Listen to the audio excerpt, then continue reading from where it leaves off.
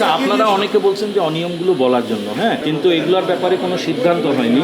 তাহলে এটা এক ধরনের কিন্তু থাকে যে এক ধরনের নিয়ম কিন্তু আইন কিন্তু আছে যে প্রকাশ্যে সেগুলো না বলা। অনেক ধরনের ইস্যু কিন্তু এখানে আছে।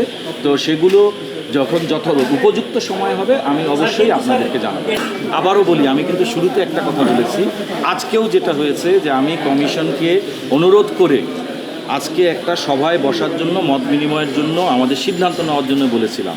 সভাটা কিন্তু শেষ হয়নি। আমি যখন আসরের নামাজ পড়তে গেছি তখন ওনারা ভোট গণনা শুরু করে দিয়েছেন।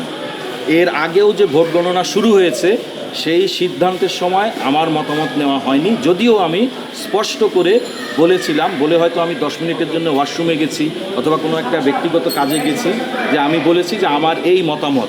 যদি আমি নিজে এমন একটা জায়গায় মিথ্যা তথ্য দিয়ে নির্বাচনকে প্রভাবিত করার চেষ্টা করি, যেই জায়গাটা বাংলাদেশের সর্বোচ্চ, তবে আমি কি মনে করি